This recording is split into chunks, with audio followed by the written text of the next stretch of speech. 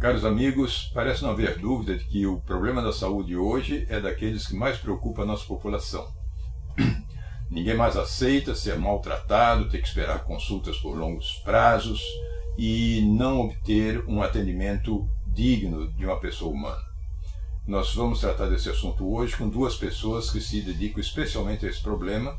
Dr. Luiz Roberto Londres, que é um filósofo e um estudioso da ética médica, tem dedicado livros a esse assunto, e a professora Lígia Bahia, da Universidade Federal do Rio de Janeiro, que é uma especialista de há muito tempo, estudiosa dos problemas da saúde coletiva.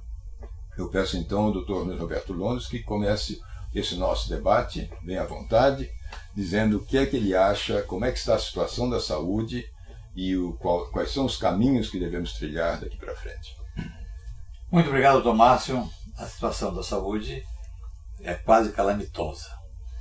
E eu digo sempre, uma publicação que eu tenho de 88, de 25 anos, a saúde da nossa cidade, Rio de Janeiro, entre as capitais, era a melhor do Brasil, e em 25 anos passou a ser a pior do Brasil. Por que isso? Eu acho que existe, primeiro, uma noção clara de se ver que, antigamente, os hospitais que primavam pela excelência eram os hospitais públicos. Esses eram os hospitais de base aqui. Não havia na parte da saúde privada. A primeira que houve foi a São Miguel, do professor Fernando Paulino, e você tinha alguns hospitais beneficentes, que era a Beneficência Portuguesa, que era o Hospital dos Estrangeiros, né, que desapareceu. E aí, depois começou a haver a chegada dos intermediários financeiros, que eram para ajudar isso aí, que vieram trazer distorções. E finalmente a minha colocação clara, eu digo sempre isso, quem é responsável por isso são aquelas que se dizem autoridades do assunto, que na verdade são nossos representantes para resolver o problema e não estão resolvendo o problema. Então eles não deviam estar reclamando, deviam estar fazendo alguma coisa. Bem, professora Lígia, o que a senhora acha disso? O que é que nos ensina a respeito? Não, eu penso que nós, como a população, devíamos estar preocupados também com a saúde, porque é como se a população estivesse preocupada e nós nem tanto. Nós nos afastamos um pouco desse debate, nós médicos, sobre as preocupações com saúde. Acho que os médicos têm debatido pouco esse assunto. E eu diria que nós médicos temos o que dizer sobre isso, porque o que tem acontecido nesse processo de transição demográfica, de mudança epidemiológica, são mudanças muito grandes. Hoje o principal problema é câncer, há 50 anos atrás eram as doenças infecciosas e parasitárias, então são mudanças muito grandes. O que nós temos a dizer sobre isso? Como que nós podemos contribuir? Com o pensamento da medicina, com um pouco também nossa solidariedade, nossa compaixão por essa população tão preocupada e tão descontente com o atendimento, como que nós podemos nos posicionar? Pois não. O Dr. Luiz Roberto, a questão, espera-se que o Sistema Único de Saúde oriente a formação dos médicos para aquelas áreas mais importantes para a população. O senhor acha que isso está acontecendo? O que o senhor sugere a respeito dessa questão? Não está acontecendo. E nós vimos recentemente uma tentativa de sanar esse problema, só que trocaram qualidade por quantidade, né? Que eu acho que não resolve muita coisa. Eu acho que houve, há muito tempo, numa situação demográfica de médicos menor do que a de hoje, não havia tantas queixas. Aliás, um trabalho que eu cito sempre, que deviam ter sido consultado pelas nossas autoridades, né? Eu conheci a demografia médica no Brasil, de Mário Schaeffer, que ele faz um acompanhamento detalhado de todo o crescimento. E o Brasil hoje tem uma quantidade de médicos per capita invejável para muitos países.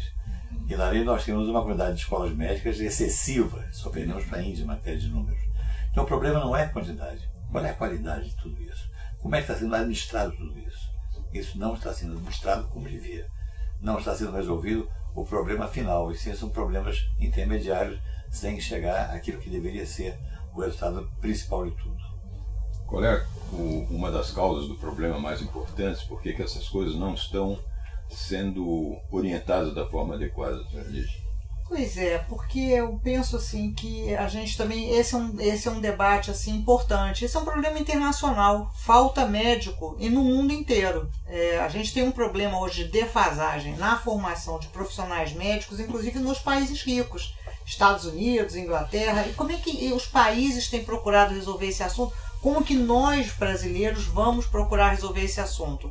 De várias maneiras. Os Estados Unidos inventaram, por exemplo, o médico assistente. Tem 2 categorias de médicos. A Inglaterra tem 2 categorias de médicos. O papel da enfermagem ele tem que ser debatido com clareza.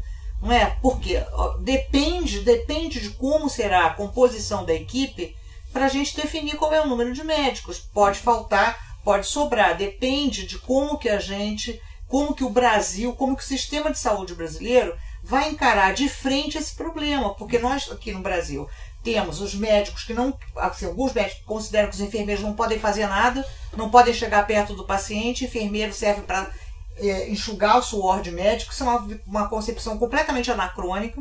Então o papel do enfermeiro fica sendo um papel muito burocrático, e isso faz com que a necessidade de médicos aumente. Se isso de fato se consolida, a gente vai precisar de um número imenso de médicos. É diferente se a gente tiver um outro papel para a enfermagem, um outro papel para o médico, que é um médico que ele, por exemplo, ele tem funções mais na ponta do sistema, ou um do médico que tem funções mais no sistema de alta complexidade. É preciso que a gente defina isso.